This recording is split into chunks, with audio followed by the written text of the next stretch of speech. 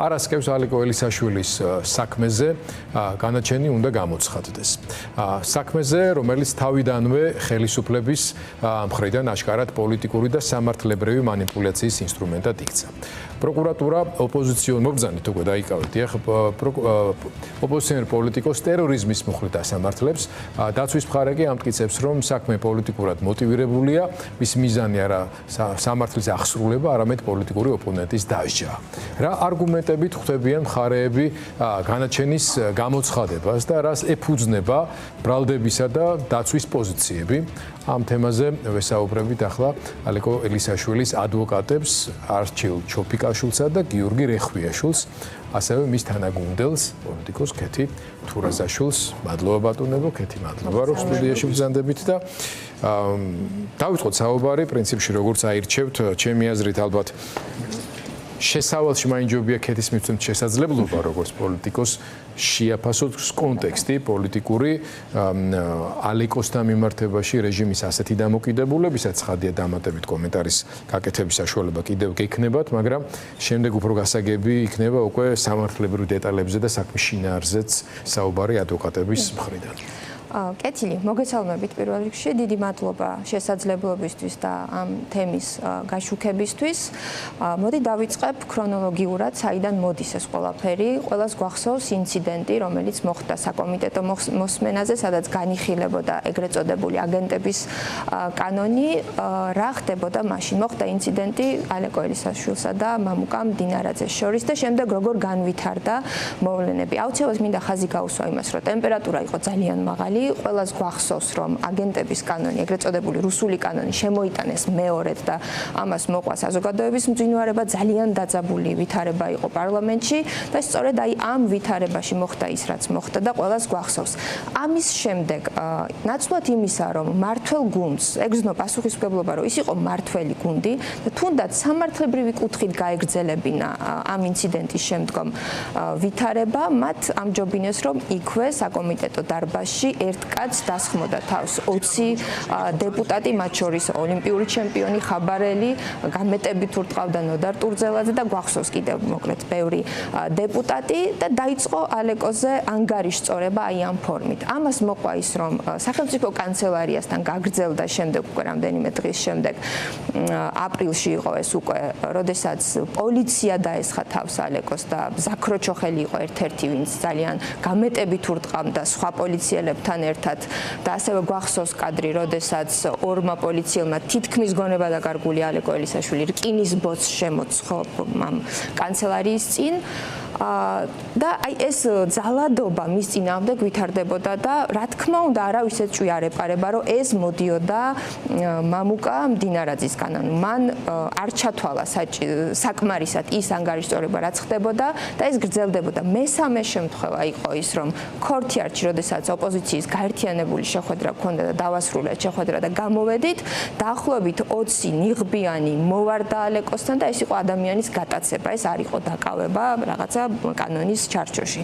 მოხდა გატაცება, ასევე გაუსწორდნენ ფიზიკურად ეგრეთ წოდებულ დაკავების მიკროავტობუსში და ამას მოყვა მისი ნეკნების დამტვრევა, ძალიან ბრუტალური იყო ეს ყველაფერი და აი ამ უსამართლობების ფონზე შემდეგ უკვე მატულობდა რაოდენობაში პოლიტიკური პატიმრები, ყავდა არასრულწლოვანი პოლიტიკური პატიმრები და მოხდა ის, რომ ერთ-ერთ ზოგადად ალიკო ხშირად ესწრებოდა პროცესებს და დაესწრო ერთ-ერთ ძალიან მძიმე პროცესს ამ არასრულწლოვანი პოლიტიკური პატიმრებისა, რომელმაც აი ამ ყველაფერმა ძალიან დიდი და ძალიან მძიმე გავლენა მოახდინა მასზე ემოციურად. მე არ ვიყავი საქართველოში, ვიყავი სტრასბურგში, მაგრამ ჩვენ გვქონდა საუბარი და მან ძალიან მძიმედ განიცადა მოკლედ მშობლების რეაქცია, პოლიტიკური პატიმრების მდგომარეობა და მე ვფიქრობ, რომ აი ზუსტად ის აქტი, რაც მან როგორც ახსნა, ეს იყო მისი მხრიდან სასამართლოში უკვე პოლიტიკური აქტი, მე ვფიქრობ, რომ აი ამ ძალიან მძიმე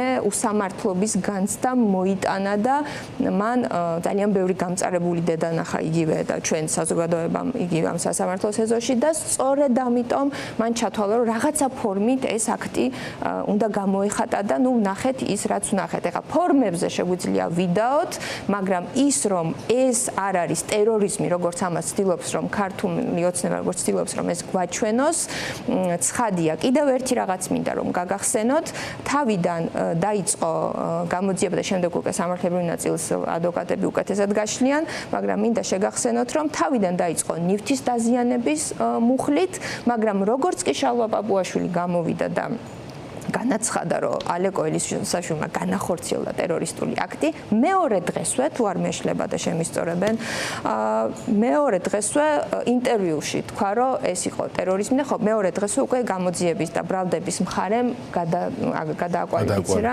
მუხლი და შემოგთავაზა, რომ ეს უკვე იყო ტერორიზმი. კეთილ, მადლობა დაგიბრუნდებით და ბატონ არჩილს მინდა უკითხო პირველ რიგში, აი ალეკო ელისაშვილის მიმართ ინკრიმინირება ბრალისა, რომ ეს არის ტერორისტი, ესე ვთქვათ, მოქმედებების მიხედვით, რასაც ახლა ჩვენ ვიდეოში ხედავდით, ხო? არა იურისტი, არა სისხლის სამართლისა თუ სხვა სპეციფიური საქმეების მცოდნე ადამიანისთვისაც, ნუ თან არასერიოზულად გამოიყურება, ხო?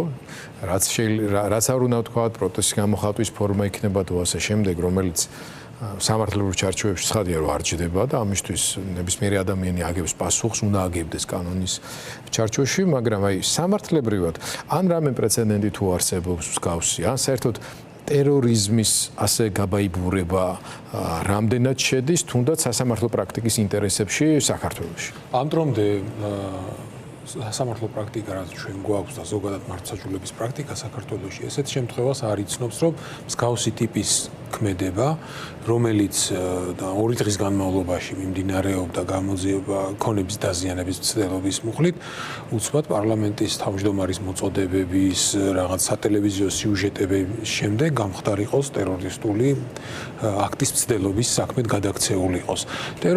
ტერორისტულ აქტს ზოგადად ჩვეულებრივი დანაშაულისაგან განასხვავებს მიზანი და მიზნის მიღწევის საშუალებები. მიზანი ტერორისტული აქტის უნდა იყოს ხელისუფლების ორგანოს იძულება შეასრულოს ან არ შეასრულოს ესა თუ ის მოქმედება და ამ იძულებას უნდა ჰქონდეს კონკრეტული განხორციელების გეგმა და კონკრეტული განხორციელების მექანიზმები. ეხლა როდესაც ჩვენ ძალიან მარტივად დგას საკითხი, მთელი სასამართლო განხილვის პროცესში პროკურატურა ცდილობს დაამტკიცოს და ერთადერთი ძირითადი მოწმე ყავთ მოყვანილი სასამართლოს წარმომადგენელი, საერთო სასამართლოების დეპარტამენტის წარმომადგენელი, რომელიც ამტკიცებს, რომ თუ შენობაში გაჩენილი ხანძარი გამოიწვევდა სასამართლო შენობის სრულ განადგურებას, მაშინ დადგებოდა 25 მილიონი ლარის ზარალი და ეს გამოიწვევდა სასამართლოს ფუნქციის შეფერხებას და შესაბამისად ტერორისტული მიზანი მიღწეული იქნებოდა. ეხლა ჩვენ რა ვნახეთ კადრებში და თვითონ ბრალდების პირველ ეტაპზე და თვითონ ბრალდებასაც ეს შენობა აქვს ცალკე შენობად ჩათვლილი, სასამართლოს კანცელარიის შენობად ჩათვლილი, სასამართლოს კანცელარიის შუშა ჩატეხა და შევიდა შიგნით. ფიზიკურადაც ასეა.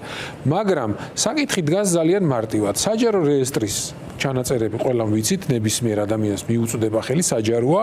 საჯარო რეესტრის ჩანაწერების მიხედვით ეს მოქალაქეთა მომსახურების ცენტრის შენობა არის კონკრეტული ნომრით. ეს ნომერი არის 07/1, მისი ფართობი არის 988 კვადრატული მეტრი.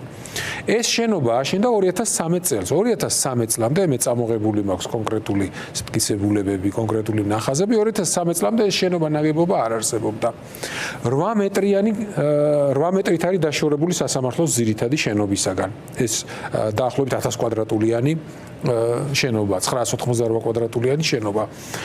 და თვითონ სასამართლოს სხვა შენობების საერთო ჯამში არის 19,612 კვადრატზე მეტი. ანუ 20,000 კვადრატზე კიდევ უფრო მეტი მოცულობის. წარმოიდგინეთ თქვენ კადრში აღწერილი სურათი, როდესაც დაახლოებით 15-20 კვადრატულ მეტრზე ხდება 2 ბოთლი ბენზინის მოსტმა. შეგვიძლია გავიმეოროთ ეს კადრი. და პროკურატურა ცდილობს დაამტკიცოს, რომ დაახლოებით 15 კვადრატზე ბენზინით გაჩენილი ცეცხლი გამოიწვევდა 1000 კვადრატულიანი შენობა ნაგებობის განადგურებას, გამოიწვევდა მეზობელი შენობა ნაგებობების და 2000 კვადრატზე, ანუ 2 ჰექტარზე მეტი შენობა ნაგებობების და საოფისე ფართის განადგურებას. მაშინ, როდესაც ჩვენ წარუდგინეთ სასამართლოს მტკიცებულება, რომ თანამედროვე ხანძარსაწინააღმდეგო უსაფრთხოების წესებს შენობა აკმაყოფილებს და ერთ-ერთი ძირითადი წესი შენობა საოფისე შენობა ნაგებობების თანამედროვე არის ის, რომ სივრციდან სივრცეში ცეცხლი არ უნდა გადავიდეს და მინიმუმ 2 საათის განმავლობაში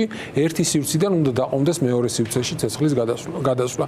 ეს ხდება ღამის საათებში. თუ ელისაშვილი ტერორისტია, თუ მოსახლეობის დაშინება იყო მისი მიზანი და ის მიზნები რაც ბრალად აქვს წარდგენილი, მაშინ ღამის საათებში რატო განახორციელებდა ამას? როცა ვერავინ ვერ გაიგებდა ამას. მაშინ რატო წაუკიდებდა ცეცხლს დამხმარე შენობა ნაგებობას, ცალკე მდგომ შენობა ნაგებობას და არ წაუკიდებდა ცეცხლს მაგალითად ძირითად შენობა ნაგებობას. მოკლედ ძალიან ბევრი კითხვები ჩანს, მაგრამ გამოძიება მივიდა იმ აბსურდამდე, რომ სანთებელა, რომელიც შემთხვევის ადგილზე იპოვეს და მასზე არ აღმოჩნდა ალეკო ელისაშვილის არანაირი კვალი, დანიშნეს ექსპერტიზა, სახანძრო ექსპერტიზა და ექსპერტს დაუსვეს კითხვა, სანთებელა ვარგისია თუ არა გამოყენებისათვის და ექსპერტმა დაასკვნა, რომ ეს არის ვარგისი. კანონით ექსპერტიზა ინიშნება მაშინ, როდესაც უნდა გადაწყდეს საქმისთვის მნიშვნელობის მქონე საკითხი და ამაზე ცოდნა არ აქვს გამომძიებელს და სპეციალური ცოდნაა საჭირო.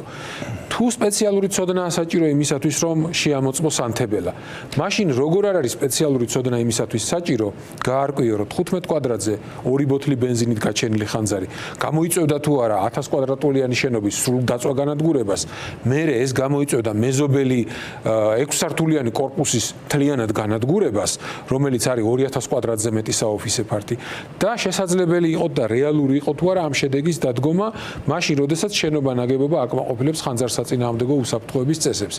ეს კითხვა არ დასვა პროკურატურამ და შემოგთავაზა თავის ვერსია. უფრო მეტიც, ჩვენ გვითხეს, რომ ეს ჰიპოთეტური საკითხი არისო, როდესაც ჩვენ დავსვით ეს კითხვა, გვითხეს ჰიპოთეტური საკითხი არისო, ჩვენ დავნიშნეთ ეს ექსპერტიზა და ექსპერტმა გვითხა, რომ ესეთი ექსპერტული ცოდნით და ექსპერტიზის შემოწმებით ესეთი დასკვნის გაკეთება შეუძლებელია.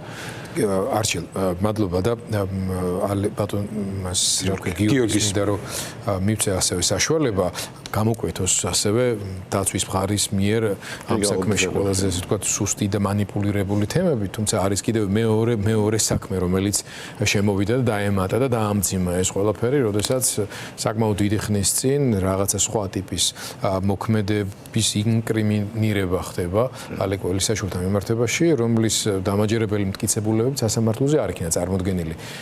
რატომ თვლით, რომ დამაჯერებლობა აკლია პროკურატურის ამ ვერსიას? მოდი ჯერ გავაგრძელებ ბატონი არჩილის სიტყვას, ესე იგი, ჩვენ რადგან პროკურატურამ არ დასვა ის კითხვები, რომელიც იყო მნიშვნელოვანი გამოძიებისთვის, რომ დადგენილიყო რეალურად ის ქმედება გამოიწვევდა თუ არა, იმ შედეგებს მივიღებდით თუ არა, რაც ბრალში ედავებიან ბატონ ალეკოს, ამ შემთხვევაში ჩვენ გავხდით იძულებულები, რომ ჩვენ დაგვესვა კითხვა უკვე ექსპერტიზისთვის და ექსპერტმა თქვა, რომ ეს არის ჰიპოთეტური, ანუ ჩვენ ვერ დავადგენთ, გამოიწვევდა თუ არა დამხმარე შენობაში გაჩენილი ხანძარი მთლიანი შენობის განადგურებას, გადავიდოდა თუ არა ძირითად სასამართლო შენობაზე, 6 სართულიან შენობას გაანადგურებდა, მოახდენდა თუ არა მის დესტაბილიზაციას და განადგურებას. ხო, ანუ რეალურად ექსპერტი, რომელიც არის დარგის სპეციალისტი, ამბობს, რომ შეუძლებელია აღნიშნულის დადგენა და არის ჰიპოთეტური მსჯელობის საგანი. ამ დროს რა შევა პროკურატურა, ხო, პროკურატურა გასმის, რომ იურისტებს გვაქვს განცდა, რომ ყველაფერი ვიცით და ვართ ყველაფერში ჩახედული. თუმცა ჩვენ არ გვაგვიჩნია ისეთი სპეციფიკური ცოდნა, რითაც ჩვენ შევძლებდით აღნიშნული საკითხის დადგენას. და რას ვიღებთ, ხო? ანუ პროკურატურა ადგენს თავისივე შეხედულებით, ანუ თავისი შეხედულებით წვეთს, რომ ხანძარი გამოიწვევდა მთლიანი სასამართლო შენობის განადგურებას, ამას დარწმუნებული ვარ უკვე მოსამართლის დაეთანხმება 2 დღეში და ალეკო ელისაშვილის ტერორისტად გამოაცხადებს და არ ეყრდნობა მთავარ-მტკიცებულებას, რომელიც ჩვენ ჩავდით საქმეში, რომელიც არის ლევან სამხარაულის ექსპერტიზის ბიუროს მიერ გაცემული, რომელიც ცალსახად ამბობს თეთრზე შავით, რომ ეს საკითხი არის ჰიპოთეტური და ვერ დადგინდება ეს ხანძარი რა შედეგს გამოიღებდა და კანონმდებლობა ითვალისწინებს აღნიშნულს, რომ თუ არსებობს ეჭვი, ნებისმიერი ეჭვი უნდა გადაწყდეს ბრალდებული სასარგებლოდ. თავისუფალ დემოკრატიულ ქვეყანაში, თავისუფალ სასამართლოში, რა თქმა უნდა, ჩვენ უნდა ველოდებოდეთ ბრალის კვალიფიკაციის შეცვლას, თუმცა რა თქმა უნდა, ჩვენ ეს მოლოდინი არ გაგვეჩნია და ზოგადად ამ საქმეში ყველაფერი არის ისე ჩიხში შესული, რომ უჭირთ ზოგადად მტკიცებულებების ერთობლიობით ამ სტანდარტის დაცვა, ალბათობის მაღალი, ანუ ზოგადად პირველ ეტაპზე არის ალბათობის მაღალი ხარისხი, შემდგომი გონიულ ეჭვს მიღმა სტანდარტს უნდა აღვაყოფილებდეს საქმე. არათუ გონიულ ეჭვს მიღმა სტანდარტს აყვაყოფილებს ეს საქმე, არამედ გონივრულ ალბათობის მაღალი ხარისხითაც კი ვერ დგინდება, რომ ალეკ ველისაშვილმა ჩაიდინა ტერორისტული აქტი და ამისთვისაც დაჭირდათ, რასაც თქვენ ბრძანეთ, შარშანდელი საქმე, ანუ 1 წლის განმავლობაში წარმოიდგინეთ საზოგადოებაც რო გაიგოს, 1 წლის განმავლობაში საქმე მიმდინარეობდა, იძიებდნენ თუ თაროზე იყო ეგ არ ვიცი, თუმცა 1 წლის განმავლობაში აღმოჩნდა, რომ საქმე მიმდინარეობდა 197 მუხლით, ეს არის სხვისი ნივთის დაზიანება, 4 მაისს 2025 წლის 4 მაისს ვიღაც პირმა ცეცხლი გააჩინა უკვე ძირითად სასამართლო, თავარ სასამართლოს შენობაში, რასაც მოყვა დაახლოებით 400 ლარის ზიანი, თუმცა არანაირი გამოძიება, არანაირი ისეთი ინფორმაცია არ მიგვიღია, საზოგადოებას გაუგია ამასთან დაკავშირებით. გავიდა 1 წელი, როდესაც უკვე ეს მეორე საქმე დაიწყო და მსვლელობაში იყო, ჩათვალეს რომ მოდი რადგან ერთ საქმეში რაღაცა კამერები მაინც გვაქვს, კადრები მაინც გვაქვს, მოდი შევძლოთ და გავაერთიანოთ ეს ორი საქმე და ორი საქმით უფრო დისკრიმინაციას მოვახდენ და დისკრედიტაციას მოვახდენთ როგორც როგორც პოლიტიკური და როგორც პიროვნების, ხო? და ამ შემთხვევაში ორი საქმის გაერთიანებით ეცადნენ რომ აჩვენებიათ რომ ეს არ არის რაღაც ერთი შემთხვევა ცალკეული, არამედ ის მიზანმიმართულად არაერთგზით ცდილობდა სასამართლოს გადაწვას იმ პირობებში, როდესაც არანაირი მტკიცებულება არ არსებობს მეორე საქმეზე, მინდა რომ ხალხგასმით თქვა, არც ერთი მტკიცებულება, არც პირდაპირი, არც ირიბი მტკიცებულება არ არსებობს, რომ ალეკ ველისაშვილმა ერთ რამე ჩაიდინა, ანუ იყო თუ არა იქ, სქესის დადგენაც კი ვერ ხდება, მათივე ჩატარებული ექსპერტიზებით. არც დნმ-ი. არც მოწმე არის, არც დნმ-ია, ერთადერთი მოწმე. არა, ექსპერტი იმასაც ვერ ადგენს კაცია თუ ქალი, ანუ ამ შემთხვევაში ხო, სქესის დადგენაც შეუძლებელია და საკვირველი არის რაღაცა კრიმინალისტიკაში მოხდა საოცრება, საქართველო არის რაღაც მოწინავე ქვეყანა და ვფიქრობ, რომ ჯილდოსაც იმსახურებს. 1 წლის წინ ხანძრის ადგილზე კვამლით დაბინძურებული წყლით დაზიანებული კვალი დაადარეს დღევანდელ ალეკ ველისაშვილის სუნის ნიმუშს და ძაღლებმა ამოიცნეს αλეკ ველისაშვილი. ანუ ერთადერთი მოწმე ამ საქმეში არის ძაღლები და ძაღლები და უცნობი ძაღლები, რომლებზეც ჯერ მოდი ჯერ ეს არის საოცრება და საკვირველება, ხო? ანუ ასე რო ხდება საქმის შეკერვა ალეკ ველისაშვილის წინააღმდეგ, პოლიტიკური დევნა, თუმცა თან მნიშვნელოვანია, რომ ის დოკუმენტი, რომელიც არის შედგენილი, როგორ არის შედგენილი, ხო? არ იკვეთება, რომელი ძაღლები იყვნენ, რამდენი მცდელობა იყო ამ ოცნობასთან დაკავშირებით, რა სქესის იყვნენ თუ არა აცილები იყვნენ, თუ არა გაწვრთნილი ხანძრიდან აღებული ნიმუშზე სამუშაოთ, ანუ ხო ყველა სჭირდება ნარკოტიკზე სხვა ძაღლები მუშაობენ, თქვათ ოდოროლოგიაზე სხვა ძაღლი მუშაობს და ასე შემდეგ. ანუ აქ მნიშვნელოვანი არის, რომ ანუ ის წესები და ფორმატი კი დარღვეული იყო ექსპერტიზის, რომელიც დევს საქმის მასალებში და ეს არის პირდაპირ მოგცემთ საშუალებას, რომ შემაჯამებელი და მნიშვნელოვანი კიდე გავაგრძელოთ. და იმახსოვრეთ სადღაც ჩერდი და უბრალოდ კეთილსაც მინდა რომ მივცე საშუალება და ეხა თან ძალიან არასერიოზულად გამოიყურება ერთ შეხედვით რაც ვლაპარაკობთ, მაგრამ ამ არასერიოზულობის შედეგად და კვალობაზე პარასკევს განაჩენის გამოცხადებას ველით, სადაც უკვე ბრალი ისე არის ფორმულირებული, რომ 10-დან 15 წლამდე სასჯელი, ანუ ნიშნავს, რომ მინიმუმ 10 წელი უნდა მიუსაჯონ, ესე გამოდის, ხო, უკეთეს აბშყალებში უკეთეს შემთხვევაში. აი, კეთი თავად ალეკოსთანაც გააქვთ კომუნიკაცია ადვოკატების მეშვეობით. საინტერესოა თავად როგორ უყურებს, როგორ ხვდება ამას, მისი ოჯახიც ძალიან რთულ მდგომარეობაში იქნება. ალეკო კი ძალიან აქტიური და ძალიან შემტევი ადამიანი არის ჟურნალისტიკაშიც ასეთი იყო აქტიური, ემოციური ამავე დროს და პოლიტიკაშიც, მაგრამ ნუ ახლა ყველაფერს აქვს საზღვარი და ტერორისტობის ბრალდება თავისთავად ამ ხრივ ძალიან მძიმე პერსპექტივა შედეგების მატარებელი რამ არის. აი როგორ უყურებთ ამ პროცესს, როგორ პოლიტიკურ პროცესს ფლიანობაში? პირველ რიგში მინდა ვთქვა, რომ მეც როგორც ადვოკატთა ასოციაციის წევრს მაქვს საშუალება, რომ პირადად შევხვდე ალეკოს, რადგან მეც ვარ ლიცენზირებული ადვოკატი და კი გავინვიხილავთ ხოლმე ჩვენ უფრო სამართლებრივ ნაწილს განიხილავენ მისი ადვოკატები, მაგრამ ჩვენც საუბრობთ ამ საკითხებზე. თავარი, რასაც თვითონ ამბობს, არის ის, რომ თვითონ უყურებს ამას როგორც სასამართლოს მიერ განხორციელებულ პოლიტიკურ აქტს. აქედან გამომდინარე ის თვლის, რომ ის არაფერს არ უარობს, ის ამბობს, რომ კი ეს ესე იყო და მოლოდინიც აქვს, რომ უსამართლო სასამართლოს პირობებში იქნება ძალიან მძიმე განაჩენი, როგორც აღნიშნეთ 10-დან 15 წლამდე. თუმცა კი არის ძალიან მხნეთ და ის თვლის, რომ ესეც არის მისი მხრიდან ბრძოლის გამოვლინება.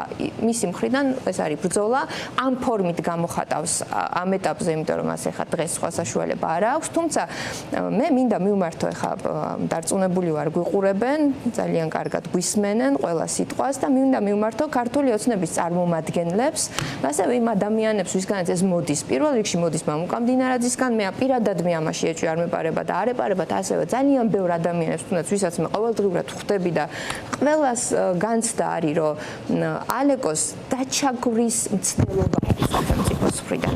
არავინ არ უარობს, რომ რაღაცა აქტს ჰქონდა ადგილი, რაღაცა არის ჩადენილი, მაგრამ როგორ შეიძლება კითხვას ვსვამ, როგორ შეიძლება 320-ლარიანი ზარალი იყოს ტერორიზმის შედეგი? ან როგორ შეიძლება ტერორიზმის შედეგი იყოს, როდესაც არ არის სახეზე მსხვერპლი, საბედნიერო დაზარალებულიც კი არ არის, ხო? აქედან გამომდინარე, ხომ არ არის ეს სახელმწიფოს მხრიდან პოლიტიკოსის დაჩაგვრის მცდელობა და მოდი მე მივცემ თავისუფლებას და მე თვითონ გავცემ ამ კითხვას პასუხს, რომ დიახ, ეს არის პოლიტიკურად მოტივირებული საქმე და ალეკო ელისაშვილის მუხლის შეიცვალა სწორედ იმიტომ, რომ ეს არის ალეკო ელისაშვილი. ეს რომ ყოფილიყო სხვა პირი, აქ წავიდოდა საქმე ნივთის დაზიანების თავიდან როგორც გააღიძრა და როგორც აღიძრა და კლავ ადვოკატებს მივცემ საშუალებას, რომ კი არ შეეჯამონ, მაგრამ კიდევ მნიშვნელოვანი დეტალები გამოკვეთონ, რამდენადაც მახსოვს, როცა აშუქებდნენ ჩემი კოლეგები ვიდეო მასალებისთან დაკავშირებითაც პრობლემებია წაშლილია მათი ნაწილი, ამ უცნობი ძაღლების ისტორია ხო საერთოდ დამაბნეველიც კი აღარ არის, იმდენად არასერიოზულ შინაარს ანიჭებს თავად ამ საქმის პოლიტიკურ მანიპულაციას. ხო. კი ბატონო, თქვენ გააგრძელებთ, რადგან ძაღლებს საუბრობთ, ძაღლებს გავაგრძელებ, რომ ანუ ეს ერთი წლის განმავლობაში საქმე მიმდინარეობდა სხვისი ნივთის დაზიანებით, აი რატო შევამოქს ეს საკითხი. ზოგადად აი სამართალში როგორ უნდა სამართლიან ქვეყანაში და თავისუფალ სასამართლოში და თავისუფალ პროკურატურაში როგორ უნდა მიმდინარეობდეს გამოძიება, ხო? ანუ არის ქმედება და ქმედებიდან გამომდინარე შესაბამისი ბრალი. ამ შემთხვევაში ჩვენ ერთი წლის განმავლობაში ვიცოდით რა, ანუ გამოძიება მიცოდა, რომ ხანძარი იყო გაჩენილი განზრახ კონკრეტული ვიღაც პირის მიერ ეს მუხლი იყო 197, ანუ სხვისი ნივთის დაზიანება და ერთ წელს განმავლობაში იძებდნენ ამ საქმეს. ამ დროს შემოდის ალეკო ელისაშვილი საქმეში ძაღლების მეშვეობით და რას ხდება, ხო? ანუ 197 მუხლი, რომელიც არის ბევრად უფრო მსუბუქი მუხლი, გადაკვალიფიცირდა ტერორიზმის მუხლად, რომელიც არის 10-დან 15 წლამდე. ანუ ერთი შემთხვევა, როდესაც იყო 29 ნოემბრის საქმე, სადაც პაპუაშვილის განცხადების შემდგომ შეიცვალა, იმიტომ რომ პაპუაშვილმა პირდაპირ თქვა ეთერში, რომ ეს არ არის სხვისი ნივთის დაზიანება, ეს არის ტერორისტული აქტი. დაუყოვნებლივ დაემორჩილა პროკურატურა და შეიცვალა კვალიფიკაცია. მეორე საქმეზე ერთი წლის განმავლობაში მიმდინარეობდა საქმე სხვისი ნივთის დაზიანებით, მას შემდეგ რაც ალეკო ელისაშვილი ვითომ წამოიცნეს ძაღლებმა, კვალიფიკაცია შეიცვალა. ანუ რეალურად პირზე არის მიბმული ბრალი და არა ქმედებაზე. აი აქ არის დიდი უსამართლობა. საერთოდ ზოგადად საზოგადოებას უჩნდება აზრი, რომ ხო აღიარა რაღაცა ქმედება, ხო მაგ ხო ჩაიდინა დანაშაული და უნდა აგოს პასუხი და ასე შემდეგ, მაგრამ აქ მნიშვნელოვანი საკითხი არის. ანუ ადამიანი შეიძლება 15 წლის წავიდეს ციხეში იმ ქმედებისთვის, რაც არ ჩაუდენია. ანუ იმისთვის, რაც ედავებიან, ხო, ამბობენ, რომ მან ჩაიდინა ტერორისტული აქტი, თან რა ვიცი, თქვენ გინახავთ უამრავი შემთხვევა, რომელიც, რავი, ცეცხლის წაკიდებით დასრულებულა. მაგალითად, მოგიყვებით, აი, აქციებთან დაკავშირებით იყო მოლოტოვის კოქტეილის სროლა, ხანძარი გაჩნდა, მაგალითად, სასამართლოს შენობის დაწვა იყო რაღაც დაზიანდა, აი 2024 წლის ნოემბრის აქციების შემდგომ. პაპუაშვილმა გააკეთა განცხადება, რომ ხანძარი გაჩნდა პარლამენტში და ზიანი იყო 9 მილიონი ლარი. ხო, მაგრამ გამოძიება ტერორიზმის მუხლით არ დაწყებულა და ლოგიკურიც იყო, რომ არ უნდა დაწყებულიყო ტერორიზმის მუხლით. და ამ შემთხვევაში არათუ 9 მილიონი არის ზარალი, არამედ 320 ლარზე არის, თან არ შემდგარი დანაშაულია ამ შემთხვევაში და ბევრად უფრო მსუბუქი მოქმედებები არის განხორციელებული და არის ტერორიზმი. ანუ რას გულისხმობთ, რომ ანუ პიროვნებაზე არის მორგებული ბრალი და არა კონკრეტულ ქმედებაზე და აი ეს არის დიდი ყველაზე დიდი აბსურდი ამ საქმეში. ბოლოს ბატონო არჩილ, თქვენ მრავალწლიანი გამოცდილება გააქვთ ძალიან რთულ საქმეებზე ადვოკატირების მოსამართლის რეაქციების მიხედვით როგორ ატყობთ რა მოლოდინები გააქვთ? ეხლა ჩვენ საერთო ზოგადი მოლოდინი გვაქვს ქართული მართლმსაჯულების სისტემის მდგომარეობასთან დაკავშირებით, მაგრამ მაინც ეს სუბიექტური ისე ვთქვათ კონკრეტული პროცესი მაინც საინტერესოა. ზოგადი სურათი რა თქმა უნდა, ზოგადი მდგომარეობა ძალიან მნიშვნელოვანია სასამართლო სისტემის და ყველამ ვიცით რა მდგომარეობაშიც არის სასამართლო სისტემა, მაგრამ ისევ და ისევ უნდა გავითვალისწინოთ კონკრეტული გარემოებები ამ საქმეზე. მაგალითად, ჩვენ სასამართლო პროცესზე გავიგეთ, რომ თურმე სამხრე კამერების ჩანაწერები არსებობდა ადგილზე მისული პატრულის თანამშრომლების, რომელიც არსად არ ფიგურირებს და სასამართლომ არ დააკმაყოფილა მათი წარმოდგენა და მათი ამოღება. ანუ ვიდეო კადრები შეიძლება იყოს იმ შემდგომი პერიოდის, რომლის მიხედვითაც საქმე გახადეს უკვე ტერაქტის საქმედ. თვითონ ვიდეო კადრები, რომელიც ამოღებულია, წყდება ბრაზილიური სერიალივით, როდესაც დაბლა დაგდებულ ადამიანს ორი და სამი ადამიანი ურტყავს და მხოლოდ ერთ ხელზე ადებენ ხელბორკილს და ნიღბის მოხსნის კადრსაც კი ვერ ვხედავთ ჩვენ. ასევე არის ძალიან დასაბუთებული ეჭვები იმასთან დაკავშირებით, რომ ვიდეო კადრები შეიძლება მონტაჟის ნიშნებს შეიცავდეს და არც ერთ ეტაპზე ეს არ ყოფილა გადამოწმებული. თვითონ მოსამართლე ამბობს, რომ ჰიპოთეტურია მსჯელობა იმის შესახებ, რომ ამ ხანძარს შეიძლება გამოეწვია სასამართლოს შენობის განადგურება და სწორედ ეს გარემოებები, ასევე ის გარემოება, რომ მეორე საქმეზე გამოვლენილი ახალი ვითარება, როდესაც ფაქტიურად სოფლიო ისტორიაში პირველია ტერორისტული აქტი, შეგიძლიათ ინტერნეტის ეპოქაში ვართ და ნებისმიერ ადამიანს შეუძლია გადაამოწმოს ტერორისტული აქტი, რომელმაც გამოიწვია დაახლოებით $150 ზარალი. ესეთი რამე არ მომხდარა აქამდე. აი ამ ყველაფრის გათვალისწინებით, რომ თვითონ მოსამართლე ამბობდა პროცესზე, რომ იცით ეს ჰიპოთეტურია და ეს არაფრით არ მტკიცდება, რომ ამ ხანძარს შეიძლება გამოეწვია სრულად სასამართლოს შენობის განადგურება. აი აღნიშნული ამ გარემოებების გათვალისწინებით, ასევე იმის გათვალისწინებით, რომ ძალიან ყვირის ეს საქმე და ძალიან ცუდად ჩანს საზოგადოებაში და ძალიან აი უკვე ეს ამის ვიცით რა იყო ამის აღქმის საშუალებას რა იძლეოდა ეს უკვე როგორც კი წავიდა საქმე განხილვისაკენ და აშკარა გახდა რომ ესეთი შეთითხნილი ბრალდებაა და ძალიან გაბუქებული ბრალდებაა რომ ალი კველისაშვილი ტერორისტი ნამდვილად არ არის ახლა ნებისმიერ ობიექტურ ადამიანს რო კითხოთ ამას გეტყვით თუნდაც იმ მომხდარი კადრების გათვალისწინებით უკვე დაიწყეს მისი აი დემონიზაციის პროცესი მისი დისკრედიტაციის პროცესი და ერთი ძალიან მნიშვნელოვანი ერთი გარემოებაა კიდევ ის რომ 6 წელი აქვს უკვე მისჯილი ალე კველისაშვილის რუსული სასამართლოს განაჩენით უკრაინისთვის შეერაღებულ კონფლიქტში დახმარებისათვის. ესეც ძალიან მნიშვნელოვანი გარემოება. პირადი დაპირისპირება მთავრობის წევრთან, ამჟამინდელ მთავრობის წევრთან და ერთ-ერთ ძალოვან მინისტრთან და ასევე მისი ოპოზიციური პოლიტიკური საქმიანობა. ალე კველისაშვილი არის შეიძლება ერთადერთი თუ არა ითიძე ჩამოსათვლელი მოქმედი პარლამენტის წევრი, რომლის მიხედვითაც დაკავების ოქმი იყო გამოწელი, რომელიც დააკავეს და მთელი 2024 წლის გაზაფხულის პერიოდში არაერთხელ დაეკვემდებარა ფიზიკურ ცემას. ტროტუარზე დგომისთვის არის დაჯარიმებული და დაკავების ოქმია შედგენილი მოქმედი პარლამენტარისთვის, რაც არის სამართლებრივი ნონსენსი, როდესაც პირს იმუნიტეტი იცავს. აი ამ ყველაფრის გათვალისწინებით სადღაც მაინც ვიტოვებთ იმის იმედს, რომ მოსამართლე გარკვეულ ნაბიჯებს გადადგავს. ნაბიჯებთან დაკავშირებით მოკლედ თუ შეგიძლია გითხრათ წმინდა სამართლებრივად შეუძლია თუ არა მოსამართლეს გადააკვალიფიციროს ის მძიმე მუხლი, რომელიც უბრალოდ 10-დან 15 წლამდე გადაწყვეტილების გამოტანის გარდა არანაირ სხვა შანსს არა მარტო შეუძლია, წესით მოსამართლეს სხვა გზა არ აქვს. არც სამართლებრივად, არც მორალურად, არც მოქალაქეობრივად, არც ლოგიკურად, რომ რაღაცა ნაბიჯი გადმოდგას და თვითონ რო იძახოდა მთელი თვეების განმავლობაში, რომ ეს ჰიპოთეზაა, რომ დაიწვებოდა სასამართლო, ჩემთვისაც ჰიპოთეზაა და ნებისმიერი ლოგიკურად მოაზროვნე ადამიანისათვის წარმოუდგენელია, რომ 2 ბოთლი ბენზინით 2 ჰექტარი და 3 ჰექტარი ოფისი იყოს გადამწვარი და მეზობელი კორპუსი.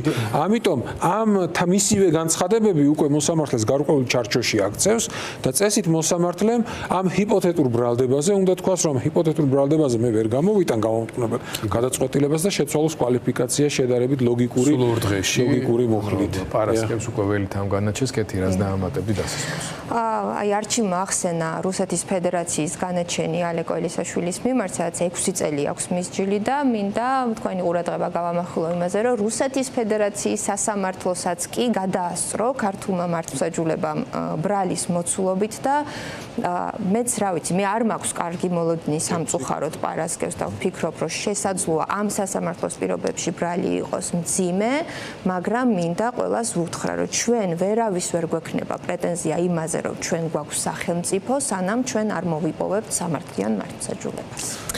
თუმცა რაც არ უნდა შედეგი იყოს პარასკევის პროცესზე გამოტანილი, აუცილებლად ეს პროცესი აქ არ მთავრდება. ამ საქმეს წინ მინიმუმ საქართველოში 6 მოსამართლე ელოდება და არის სხვა სამართლებრივი მექანიზმები და აუცილებლად დაცვის მხარე გამოვიყენებთ სამართლებრივი დაცვის ყველა საშუალებას და საბოლოოდ მაინც იქნება სამართალი მიღწეული.